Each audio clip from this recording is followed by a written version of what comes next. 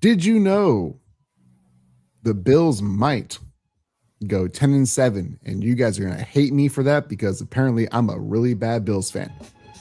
You guys know the drill. What's up? Welcome back to the Sports Avengers page with Prescott Kelly. I am joined by the one, the only New York correspondent, Stephen Muma. How you doing, Dave, my man? I'm doing okay. How about yourself? I'm doing well. Do you agree with my we have to get to the Knicks first because you live in New York, and I saw some wild footage of what's going on in New York, and I want to get your firsthand experience of it. But real quick, 10-7. You think that's a fair assessment with the base with what the unknowns is currently with that franchise, because we still don't know what Joe Brady's tendencies are going to be in a close game. We don't know, how the new personnel is going to fit in the new scheme defensively wise, and we just don't know how the other teams on the schedule are going to play to their expectations. Most notably, the New England Patriots, the number one. That is the one team to me that is kind of the hiccup, and the team that I'm not really sure what to think about yet. But I do want to get, because we talked a bit off stage, and I thought that you were like a genuine Knicks fan. I know you enjoy basketball. Like you said, you were locked in more to this finals than you have any other in a long time. What was kind of the vibe?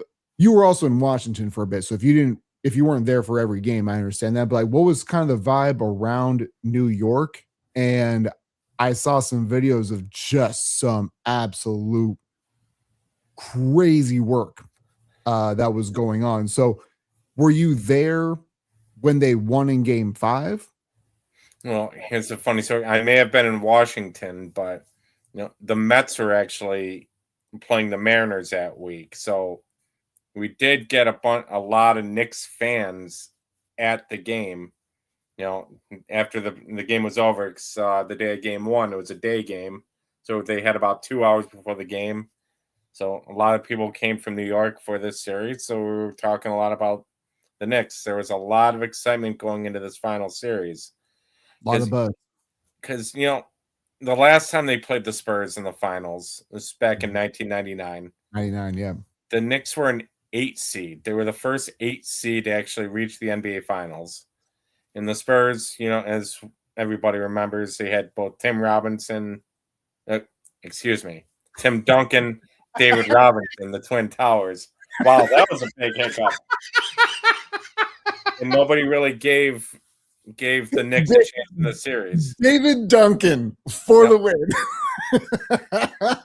But it just felt going into this series that it was the other way around to start the series.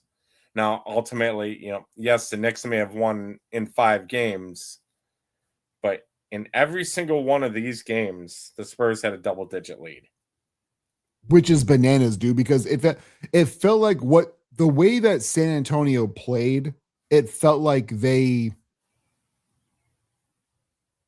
I understand people who are on their side, because it's like, hey, you're young, you don't know that you're supposed to fail.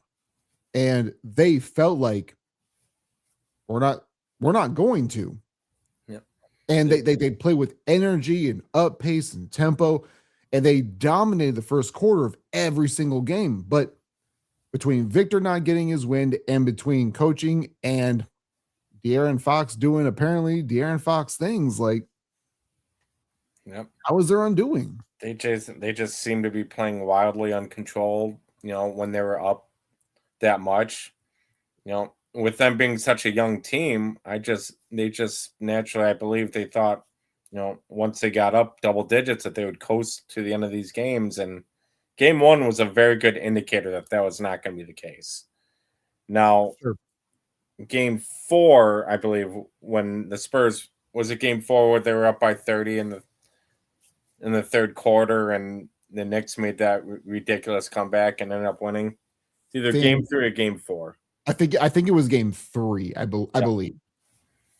I remember just seeing the score of that game. Or could be 4. It doesn't really matter, but yeah, it was 3 or 4. But that's a game you cannot lose under any circumstances if you want to stay in the series. And once they lost that lead, you knew where this series was going to go. What was the as far as New York is concerned, and like the way that they interpreted how the ebbs and flows of the series went, did New York fans always feel like it was going to be theirs, or because again, like, I know you were out of state for the actual most of the games, but was the vibe kind of we got this, or was it usually after the first quarter going, man, we if we don't get back into, we're cooked, and it just like what was the vibe of the city? I think with each game that passed, with each comeback, there was a quiet confidence that was growing with each passing game until obviously we saw what happened after the game ended, after the series ended, with the crazy videos that was unleashing.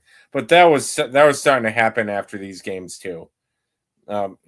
Seeing Spurs fans in New York starting to get harassed by Knicks fans. So I saw that one. I'm not sure if you saw. I posted it to the Avengers group. It was like the one guy in a Dennis Rodman jersey, and just fought off like 200 Knicks fans. And in my mind, I'm going, "You picked the wrong dude." But it's also, I feel like the cops were saving New York fans from him as opposed to the other way around. But I guess also what I want to kind of wrap this into is, when New York won their championship and they're destroying property and things like that, like I don't like the way that people dumb it down to that's New York. No, I feel like it's every city that wins a championship in a major sport. They all do this. It's not Philly. It's not New York. It's not market based. It's just that's what these dumb idiot people do now. It's also more circumstances too. Remember, 2004, the Red Sox won their first World Series in 86 years. That was a massive party in Boston the night they came back and beat the Yankees and then won the World Series. Was there two separate ones? Was there a tea party in Boston? I don't remember, but I'm sure somewhere it just says Yankees was involved. That was a historical dad joke. My bad. No, you're good. And then the Cubs, when they won the World Series back in 2016 for the first time in 108 years. Yeah. Everybody thought the city of Chicago would not survive that. And that was a big party too. People were jumping off the light poles. Oh, so you mean, oh my God, who was the Bills wide receiver who did that? There was a Bills wide receiver who jumped out of a window in, God, he wasn't even that good, but the Bills drafted him it was like 5 years ago. Who was that? It wasn't Keon Coleman, obviously, but it was that's gonna drive me nuts. Yeah. You know who I'm talking about, right? I don't remember that story. Damn, really? Yeah, there was a Bills. It wasn't Gabe Davis. Man, that's gonna drive me nuts for the rest of the night. So before we wrap up the New York and San Antonio series, what do you think is actually going to happen with like the legacy of Jalen Brunson, and just is the expectation that the Knicks are going to repeat, because we haven't had one of those in almost a decade? But does it seem like it's like that? Like that's what the expectation is. If they fall short, it's going to be a failure. It's tough to say. I mean, once you break these long droughts, I mean, the expectation naturally is they're going to do it again. Now, obviously, it's very hard to win a championship. Especially lately, the NBA's just had. This is the most parity I've ever seen in the NBA in my lifetime. They haven't had a repeat winner since, I believe, Golden State. It was 8 years ago, yeah. Yep. And then, they've had, 3 or 4 first-time winners in the last 6 years? There's something to that effect. I do know that it will be a complete dumpster fire if the Hornets win one. Yeah. Yeah, I got a brother who lives down in Charlotte too. I don't know how that would go down. Oh, it'd be great for them. You know, it's weird because like you know how they have all the stars of previous teams. If you get Alonzo Mourning, Grandmama, Muggsy Bogues, Kendall Gill, and Del Curry there, they're gonna eat that up. But then at that point in time, we're going back to the conversation piece of the NBA is rigged if the Hornets win one. Yeah, probably. I mean, you can make the case for just about almost any of these sports nowadays, especially when you got the gambling involved. FanDuel. Yeah, and it's we touched on it a little bit yesterday with the whole Sorsby thing, but and you know, there's been Hornets players associated with those things as well. Before we move on to the football aspect, I want to get your opinion on this because I know that people really roasted Becky Hammond for what she said about Jalen Brunson, about how you can't win with him as being like your number one. I just feel like she was saying conventional wisdom about the NBA for the last, I don't know, infinity billion years of that sport being around. And the people who are isolating her in that hatred, I just feel like you're kind of telling on yourself more than anything else. Do you feel like she was wrong in her assessment or like? I mean, ultimately, she was proven wrong in her assessment, but was she wrong in saying that? I don't think so. I mean, she's got, In the moment, she's got so much more basketball knowledge and everybody who basically is criticizing for her. I mean, Jalen Brunson had an unbelievable last few games of the NBA Finals to lead the Knicks to the title. So ultimately, yeah, she was wrong with how it played out, but initially, no. yeah, she also said this like I believe a year ago. Like this wasn't new news. It's just people like kind of digging up things to start fires where they don't really belong. Hindsight that everybody always likes to conveniently bring up after a moment that happens. Well, and that's so why is nobody roasting Shaq about you can't win as a jump shooting team and the Warriors won back to back and Steph has 4 of them, but nobody really wants to go back in the archives that deep to ridicule that man. But I just feel like the people who want to be like it was close enough to the timeline of the present time where it feels like it's still culturally relevant, but it's also, man, if you're only singling her out, I feel like this has a little bit more to do with you than anything else. Exactly. And you also brought up the Warriors are, it just seems like they seem to be the exception to that, though. I mean, that team was the way they were built, the way that system was at the time. You know? Oh, sure. No, they were absolutely the exception to the rule. And I have no problem with that being the outlier, but it's just why are we just attacking this one woman for one take? And maybe it's because I think honestly, now that I think about it in real time, I think it's more because she represents the San Antonio organization. Yeah. And that's why it's coming full circle harder on her because if she was because she's been with San Antonio for such a long time working under Popovich. Right. And there's that on top of the fact that they were just like, if she says that and San Antonio doesn't make it to the finals, this probably isn't even a story. Yeah, right. Like exactly. That's where I'm landing on this. But let's move on to the Buffalo Bills. And when it comes to New York,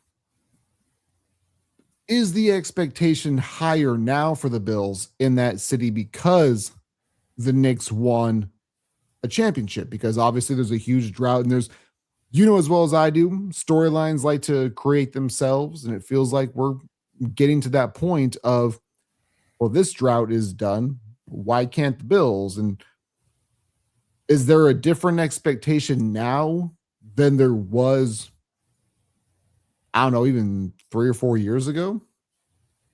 I mean, the pressure is starting to really build on the Bills to at least just get to a Super Bowl. I mean, hence the reason why they ended up making the changes that they did in the offseason. Is they just keep, and at some point, you know, I keep saying this over and over again. Did I think a change needed ultimately need to be made? Yes. But at the same time, got to look at also got to look at the roster that Brandon Beane has built. There's not a single player in a big moment in a playoff game that seems to be capable of making a big play. Well, Brandon Cooks, there was Gabe Davis one time, and everybody thought he was the greatest wide receiver of all time. And Brandon Cooks, how can you let the ball get taken from your hands on that deep throw that would have won the game? no, How do you allow that to be an interception? we don't blame Brandon Cooks here. We blame Josh Allen. We don't blame. Well, I do. I blame Josh. I know it wasn't his fault, but I had to stay on brand. I get that too. And, I can, looking back at it a little bit, yeah, did Josh have 4 turnovers? Yes. Did he play not his best game? Absolutely. I also feel that after that James Cook fumble, when the Bills were about to go, I think he felt that he had to do more than he actually had to. But isn't that kind of me speaking about, like, I have to stay on brand? Isn't that kind of on brand for Josh Allen? Is like he will deviate from the people that he's supposed to trust and goes, nope, I'll take care of it. And then when he does, there's an INT, or there's a fumble, or there's a negative 30-yard sack that shouldn't happen. And it just feels like when things get pressed, he gets pressed. And it puts this team in bad positions. Like, yeah, he's the reason why sometimes he can bail them out of things, but he's also the reason why they get put in those positions to begin with. Well, let's also not forget, too, that at one point in the game as well, they were up 24-23 in the fourth quarter. The defense had a 3rd and 10. Cole Bishop missed an assignment, and Denver converted. Even with 4 turnovers that Josh committed, they were still in a perfect position to take that game. That's why I do like to place blame on Josh, but I place blame on the whole organization as a whole. With these guys that are constantly coming up short in big situations. It's not just Josh. It's everybody else. Everybody else who has a chance to make a play, they just can't do it. Whether it's having to make a tackle, make a coverage, make a catch, make a throw, make a kick. They've fallen short in almost every conceivable way over the last 5 years. Well, and the thing is, like, what I feel like you and I are smart people, but we can't fix the organization because we don't work for them. But, like, what needs to change then? Because you're right. It feels like at every single step, they get one step further or it's 2 steps back, and they can't figure out how to just put it all together. Now, they did make the change of getting rid of McDermott. Now, I'm not sure if you think that was a good move or not, but I also don't know if upgrading Brady was the right move to do. To me, I think they got the wrong Brady. I'd rather have TB12. But Matt Campbell says, hey, guys, Matt Campbell, what's good, man? Thanks for stopping in.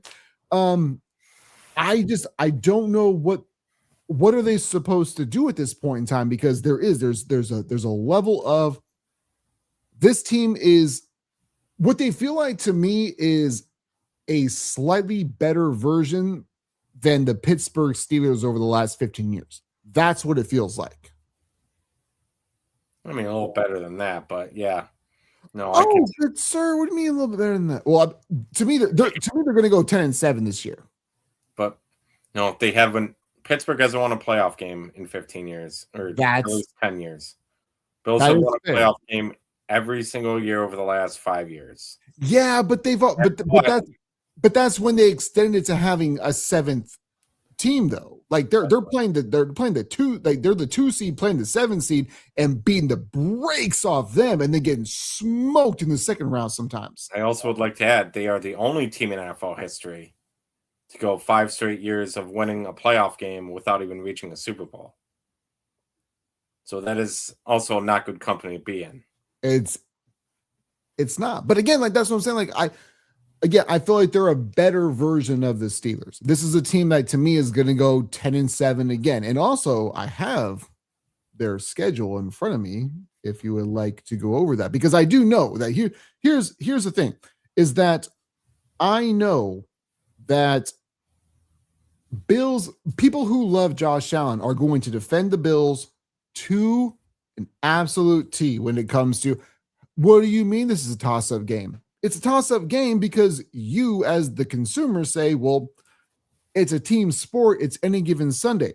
But let's go ahead and just do this. I am going to, stupid phone. So let's do this.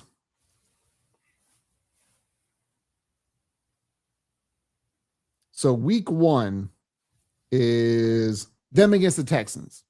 To me, it's a coin flip, right? Yes. Coin flip game. Also, it's not the place where Josh plays his best football. No, he likes to throw to square bodies in Houston. But then they have the Lions. To me, toss-up game. I also have a hard time seeing them losing the first game at the new stadium, though. I get that, but again, it's the Lions. Toss-up game, right? Yep. One way or there. Chargers should beat them, but to me, toss-up game. I see them beating the Chargers by 10 points. Ooh. I have no respect for Justin Herbert in a road game at 1:00. Now, in a playoff game, I 100% back you up. But a regular season game, that man just might ball out. The Patriots, again, we're going to get to them. But they go to the Rams. To me, probably an L, but toss-up game. Then the Raiders. That should be a W. I think that's a game where they trip over themselves. Oh, you think they get ahead of themselves? Because they're looking forward to the Ravens and they get, I mean, they always have a game in October where they played last year against the Falcons where they just come out and just play stupid football. They were flat and looked ugly. But like even the Raiders and the Ravens, and they play the Vikings, that should be a W. The Jets should be a W. The Dolphins should be a W. But then you go to the Chiefs on Thanksgiving. Yeah, and that's, to me, toss-up. Patriots, again, toss-up. Packers, toss-up. Bears, toss-up. Broncos, toss-up. There's only like 4 games on this schedule where I can say, and they're all basically in division, where I go, yeah, those are easy wins, but this team by no stretch of the imagination should be a 14-3 team. And I'm tired of people pretending just because like Josh Allen individually is awesome. Yeah, but he puts you in bad positions. And also, man, sometimes he loses you games. This to me is a 10-7 team. So which naturally means they're going to end up being 12-5 and winning the AFC East. Well, because I said it. And look, if I have to be that guy, I will be that guy. I've done it beforehand. I'll do it again, but I'll also be right in the very end of the season where they don't represent the AFC in Super Bowl. I'll be right again 100% of the time. This is where, it can get tricky because everything that you say makes sense. And I could really easily see this team missing the playoffs. I could. Wow, you're a worse Bills fan than I am right now. The transition with, these up and coming teams in the AFC, but I don't know. I mean, I have to agree with you. The 10-7 just seems 10-7 seems right. Could they go 9? Could they go 9-8? Sure. Could they also go 12-5? Sure, absolutely. But like 10-7 to me feels like that should be not the expectation for the franchise, obviously, but like Bills fans need to have a little bit of a cap on what we think this is actually going to be. They also need to start off well. Oh, it's going to be tough though, man. They could very easily start 0-3 heading into that Patriots game, even though I said what I said with the Chargers.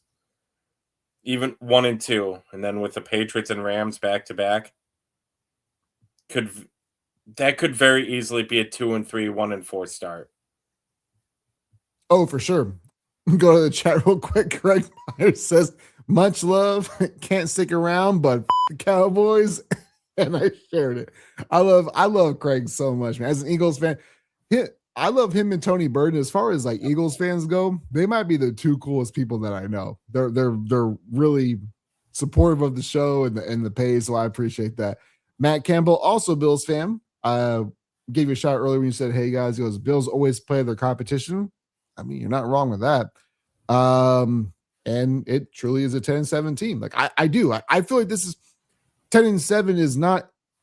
I don't feel like I'm being disrespectful to the team, but defensively and the way that it's a new head coach, I don't feel like 10-7 is a failure of a season. It's just this team isn't elite. They're better than good. They're better than average, but it's not an elite squad. It's just not. You got to face the fact you're not going to win 12 games every year. You're just not. Well, Even the final year that Brady went to the Super Bowl and won, I believe they ended up 10-6. Oh, that Tampa squad? Either that or his final Patriot team. They ended up, making the playoffs at 10 wins. You're not going to win 13, 12 games every single year. It's just the state of the NFL. It's too hard. I mean, look what last year, even before Mahomes went down, the Chiefs were, under 500 basically the whole season. It's very hard to stay at that level for that long. What's wild about that Kansas City squad too is even like the week before before Mahomes tore his Achilles, they were still a top 3 favorite to win the Super Bowl in week 7 when they were below 500. Yeah. I mean, that's a team that you just don't doubt when, 15 is under center. And, as long as you got 15 and ketchup and mustard, you got a chance. And that's another team who I think is more than likely going to bounce back as well. I cannot doubt Mahomes' ability. Especially when you look at the parallels of other great quarterbacks, like when Brady had his ACL, when he tore his ACL, he came back almost better than ever. I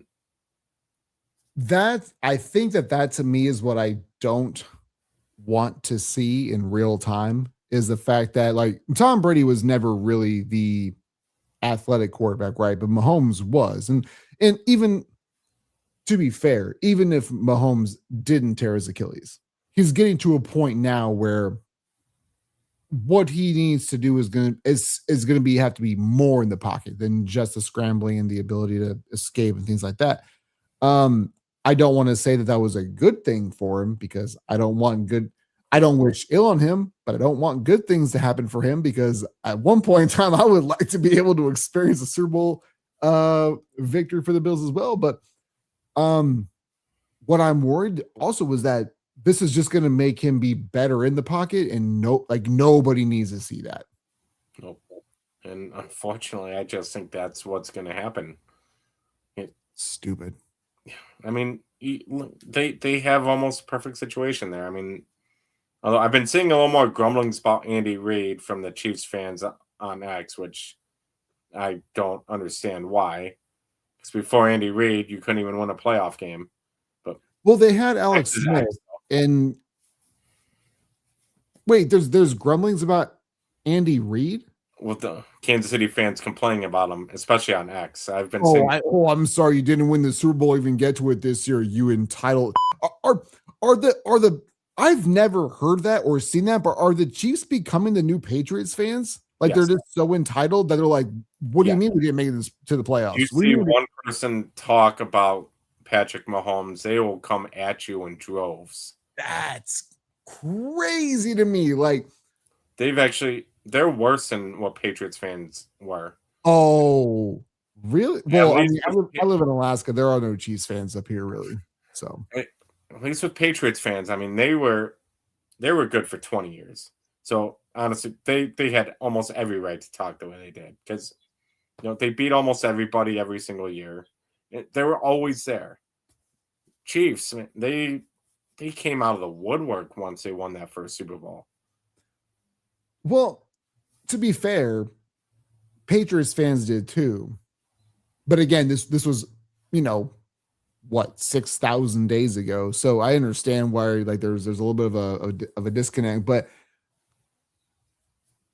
Seahawks fans were doing the exact same thing when like Russell Wilson won a Super Bowl at the second or third year of him in the NFL. Like these things happen, and I don't want to get bogged down too much about just picking on sports fans, but it is like, man, can you guys just like stay in the lane or be able to have ownership when you're incorrect? Because like when it comes to the Chiefs, it's not like they were bad before they got Patrick Mahomes, but they just hit a ceiling. And Alex Smith was that ceiling. I mean, and I think it says that says more to their scouting and Andy Reid going like, hey man, we got the whole thing. The fact that they traded up from 26 to 10 to go get Patrick Mahomes is crazy to me. They traded with Buffalo too. With Buffalo. Now the Bills still got Tre'Davious White, so like it wasn't awful. I'm not here being a bitter Bills fan, but I am saying that like there were 9 other teams and 5 of them needed quarterbacks when Patrick Mahomes was on the board. Nobody saw that except for that front office and Andy Reid, and they went and got the dude, and that dude has been the dude. I mean, and you're talking about Andy Reid. You're talking about a guy who turned around 2 franchises completely. You know, the Eagles were stuck in, you know, they were awful before he showed up there in 1999. Oh, they were in purgatory. And then Kansas City, the year before he took over Kansas City, they were 2-14. And then the very next year, he brings them to the playoffs. So I don't want to hear any Andy Reid slander from any of their fans. No, I will. I do not accept, regardless of like how I feel about other NFL teams, I will not. Like I'm with you. I will not entertain at all any Andy Reid slander whatsoever. Now, as much as, you know, bring it back close to home, as great as McDermott was during his, you know, 7-8 years here, because he did help turn the culture and everything around. He did do that. Did he have his faults in the playoffs? Oh, absolutely. But also, you can blame Leslie Frazier for.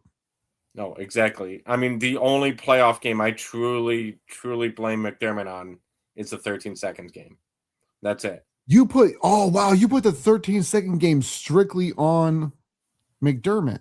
The decision to the way they kicked, that's on him. And you know he had a say in playing that prevent defense. And so I thought you meant the way. All right, fair enough. I don't know, man. Like I have a tough time ridiculing him for that because like I get it, but at the same time, like again, this is almost like the Becky Hammond thing. Like conventional wisdom says, play this, but you see that. But here's the thing: the conventional one, that Chiefs team with who they had with prime Tyreek Hill. That's and what are you doing playing prevent defense when you got that man on the other side of the field? But the other thing too, like again, I try not to be so much of a hindsight, yeah. Well, that, yeah, for sure. But I also I try not to do the God, what's the word I'm looking for? Conspiracy theorists. I try not to do that. But when I see certain plays being called, when everything is on the line and they always work out, Tyreek Hill and Travis Kelce, it makes me start to scratch my head just a smidge.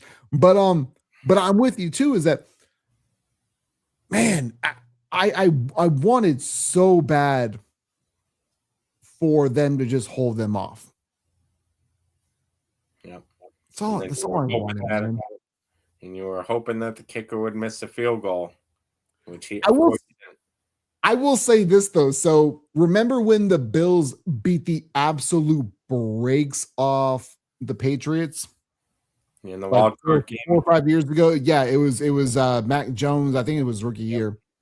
I quit my job that day. I was so confident that the Buffalo Bills were going to the Super Bowl. I quit my job, dude.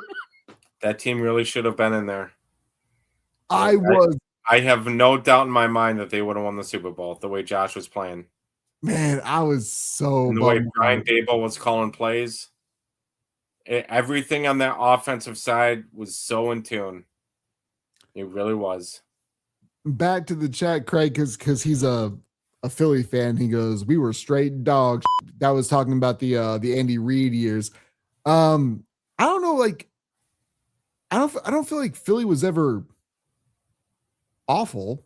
Like even I feel like the biggest indictment to me with the Philadelphia Eagles was when they had like the quote unquote super team when they got Nambi and Vince Young. Yeah, like that squad might be the biggest indictment. Oh, it was Michael Vick was there. Yeah. Deshaun Jackson. It was like a super team that we compared to the NBA and them not doing anything. That felt like it was probably the biggest indictment, but Philly's never really been awful though.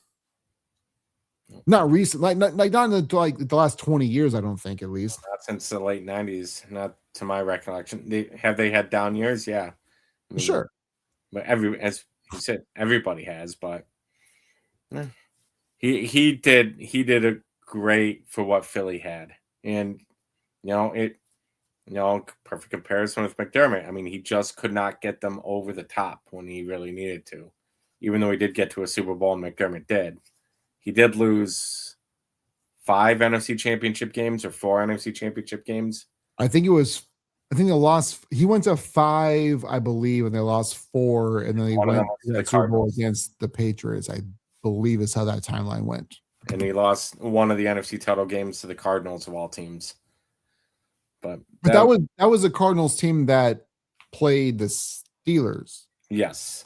So a team that just caught fire. I mean, I remember 05. 08. I remember there was a game that year when they went to Foxborough, Bradyless Patriots, and they got their brains beat in like 50-3. Nobody's expecting them to do anything. Then they just get in the playoffs and basically almost win the Super Bowl. So well, at least it wasn't as bad as the Patriots being the absolute doo-doo butter out of the Titans, like 6,000 to nothing. God, that when they got Randy Moss that year, you can't tell me nothing. That's the best team I've ever seen assembled in my entire. I don't care that they didn't go undefeated. I don't care that they didn't win a Super Bowl. I've never seen anything like that squad. And that team, had Asante Samuel caught that interception, we'd be talking to them today as the greatest team of all time. Yeah. But yeah, we definitely the greatest team to not win a championship. And I'm not heartbroken over that either. I love your dry sense of humor. Like I'm not worried about it at all. I wouldn't be upset, not one bit. but again, so like I want to get to this picture in a moment, but yeah, is there a heightened sense of urgency with New York fans when it comes to the Bills because of the drought and with New York? Like, do you feel that? Because again, like I've seen it online, but I don't know if it's actually real in the environment that you live in. No, I mean I live five hours away from New York City, to be honest with you. I mean, yes, we do got a lot of Knicks fans. I think just people with the new stadium, with the new coaching staff, there's a renewed hope here that we could get it done. Oh, that they'll lose in the AFC Championship game for the second time in 4 years. Hooray. We're entering Allen's 9th year though, so I think that's where most of the pressure is landing. Is he's not getting any younger. So well, he is one of the guys that I really do think that has a lot of pressure. Like nobody's gonna say it, but people laugh at me when I say like, hey, like there's only a finite window of opportunity for you to be able to win a championship, right? If everybody thinks you gotta, I know that quarterbacks most specifically are playing longer than they ever have, but you still have like a 10 to 12-year window of winning a Super Bowl. And we're approaching what? Year 9? Yep. So what I'm being told is, of course, Lamar will still win one. Of course, Josh will still win one. Of course, Justin Herbert's going to win one. Of course, Joe Burrow. There's a good chance that none of those mugs win one. In Like fact, I think Joe Burrow is quickly turning into the modern day Dan Marino. Gets a 1 Super Bowl. No, it wasn't his first year, but you are 100% correct. Yep, I don't understand why. Like I think that internet fans to me are the most annoying because it's like, well, obviously, and they don't hold themselves accountable for their own takes, right? Like, which is fine. Like, you're not getting paid to do it, but it's also have some self-respect, have some dignity, and be like, hey, I was wrong. I mean, the fact that the Bengals spent so much money on 2 wide receivers the way that they did, they could not fill out the rest of their roster to give them a chance at winning a Super Bowl. Well, the other thing too is, do you remember when they first drafted Jamar Chase and he dropped a pass in training camp and was like, well, you should have got Penei Sewell. So, like, what? Now, I'm not saying that they're wrong because obviously having an elite offensive lineman would have helped Joe Burrow, but it's also like, dude, he dropped one pass and all of a sudden we're going, that's the dumbest move in NFL history. Like, people are just stupid. Overreacting to everything. Hey, you know what? I'm guilty of overreacting in the moment. You know, I try to hold off my overreactions to when we're at least halfway into the season. The Bills start. Yeah, I'm not going to be like, oh, season's over. I will say this. As much as I would like to watch football on Sundays, it's probably for the better good of me, the community, and the internet that I work on Sundays. See, I try my best. I will be annoying as shit. I promise you. See, that's why I try to stay off Facebook. I try not to make posts while I'm watching the games because it all gets so cringy as I'm watching it. I look back at all my Facebook memories, especially when the Mets. Oh my God, me too. I'm like, oh my God, man. I look back sometimes. I'm like, oh my God, I was that guy. I was awful. No wonder why people unfriended me. I would unfriend me too. I want to unfriend myself sometimes, but. Greg says Jalen Hurts will win another. Jalen Hurts, if he's not a Philadelphia Eagle, he won't. If he stays with the Eagles and if they want to keep him, maybe. I see. I do want to put this out there though, man, because I know you got to get out here pretty soon. And we talked about this yesterday, but you had this photo up and I want to know what your actual, what you hate the most about this photo, because I have my own opinion. And for people who don't care about the Bills, you probably aren't going to care about it. The gray to me is not the issue. It's the helmet. The helmet is awful. I mean, that looks more AI, but I keep seeing this popped up. And just another example of the decision making from this organization. Like, what are you doing? This isn't real life, though, right? That is not a real. I keep hearing they haven't released it. The only thing I know is they put an application for a new alternate uniform for this season. Oh boy! And I keep hearing that's going to be gray jersey, gray pants with a blue helmet. The thing is, do I love it? No. We saw Detroit do something like this, and it looked absolutely atrocious. And if this does come to pass, this offseason decision-making from the owner to the general manager has been absolutely stupid. Starting from the press conference the day after McDermott got fired. I know Matt Campbell, because He had the same thought. It was like Matt Campbell says they better not. and I'm kind of with it, but again, like the gray isn't the problem. It's like when you look at the Bills helmets, the blue it intertwines with the actual like body of the buffalo, and it just looks like a red streak. And to me, it looks stupid. It's the helmet that pisses me off. And you know what? Yeah. And what also another thing that leads me to think this is true is Fanatics. They are starting to have the red jerseys on clearance. So that's also a part of me. Oh, I love the red ones. Because I did make a post that said, Bills fans, we want red helmets more than once. Front office, this is the best we can do in that photo.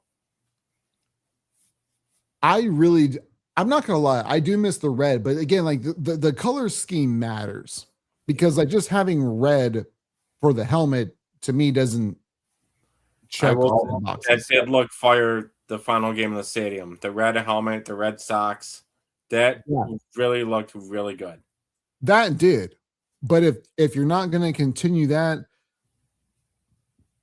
I think for me, like there's a lot of teams that have the retro outfits that some look really dope. The Bucks sometimes, the Seahawks sometimes, the Bills, early 90s Bills. If we do red helmet, white, man, just white and blue everywhere. This team needs to. They don't need gray. They don't need gray. They don't need gray. They don't need gray, and two, I swear to God, if we go back to Marshawn Lynch Buffalo Bills, where it was like the two-tone with the shoulder pad. I would rather see that. I would rather see that return than seeing that gray on the field. I don't mind the gray. It's the helmet. If they're gonna keep that helmet the way it looked in the photo, I have an issue with that. But like if they use the blue helmet that's right over your shoulder there, fine. That'd make that look a whole lot better. For sure. But like I can't I can't co-sign on like the Drew Bledsoe Bills jerseys. I just can't, man. Yeah, those were awful to watch. 16 times. Those were terrible. At least he had a reprieve a couple of times when they had the standing Buffalo throwbacks, but that is fair. Oh, that was the whole thing too. Is when it came to the Buffalo Bills when they played the Hall of Fame game against the Titans, and it was like 2010, and both wore their throwbacks. I'm like, this is the NFL that I need in my life. Yep. Oh, yeah. It was actually 2009, the year they, believe it was the 50th anniversary of the old AFL. So all the AFL teams that year. That year we got to see the vertically striped socks of the Denver Broncos, probably the worst uniforms of all time. But yes, I do remember that. That was T.O. when he was with the Bills too. It was T.O. and we still had Leotis McKelvin. Yep, that was the year. I remember that too. He tried to return that kickoff in New England opening night that he fumbled. Look, man, we don't have to talk about that. No. Taquan Wan. Oh, what's up, Taquan? I haven't seen Taquan in the chat in a minute. He's part of the sports talk with friends network. He goes, the Bledsoe Bills jersey. I don't know. They were trying to with the Patriots. Honestly, I thought so too. Like it felt like they were trying to emulate the Patriots as far as like, because it wasn't a blue, right? It was like a navy blue, it was a dark blue, and they were trying to. It felt like they were trying to like a cup. Everybody says it's a copycat league, and it felt like they were trying to be a copycat jersey, and it was just not good. Helmet with the two different shades of blues on the stripes. Oh, it was side panel. It was not good.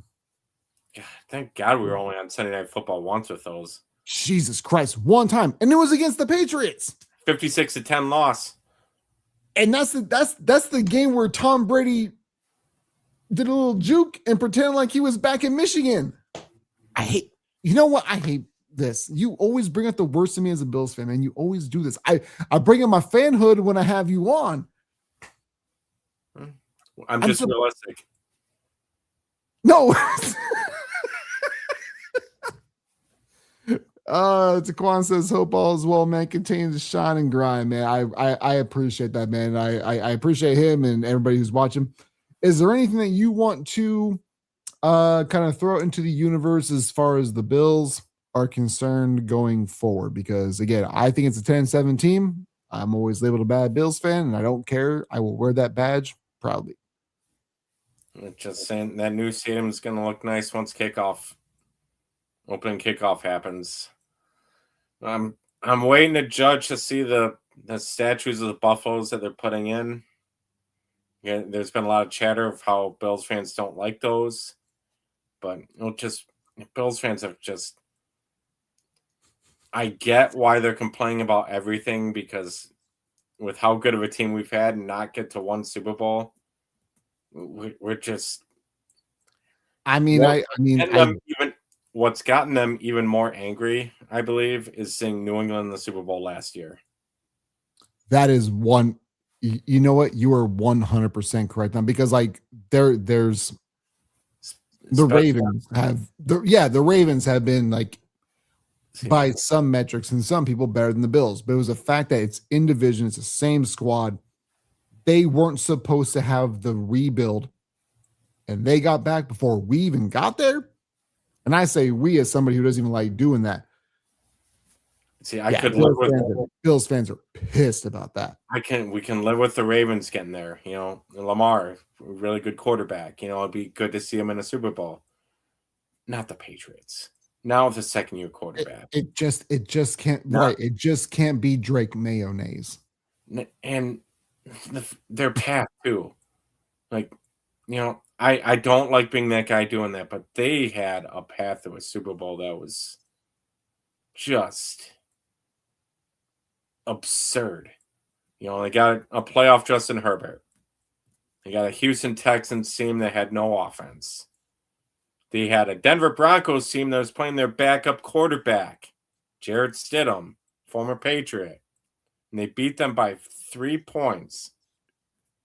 But I don't defend Bills Mafia much because I don't like being the home runner or the front runner or the bandwagoner. But when it comes to this last postseason, if they're bitter, I understand why. Yeah. Oh, that was a tough pill to swallow. I really, although I did enjoy seeing Seattle win that Super Bowl, though. Oh my God, so did I. I didn't get to watch because I was working, but honestly, just knowing that they did it was enough for me. Absolutely. Well, tell you what, I know you got to hang it up for the day, so do I. Do you have anything else on a closing statement before we get out of here for the day? Just football season's coming up quickly. We are right around the corner. You guys know Joel. So that was Stephen Mumoff from, I almost said North Carolina, from New York. You're in Rochester, right? Yes, sir. All right, Rochester, New York, representing for the Buffalo Bills and the New York Knicks, kind of sort of on the side. But you guys know the drill. Stay up, stay blessed. We'll catch you guys on the next one, which will be next Wednesday. We out.